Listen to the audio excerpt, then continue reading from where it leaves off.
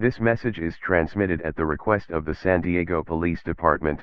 An unknown brown bear has been spawned in San Diego. It is unidentified of the brown bear, but he's doing massive panic around the city.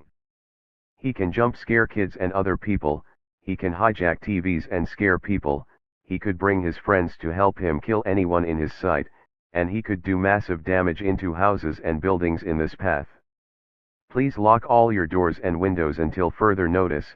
If you are being intruded, use arm protection at any costs.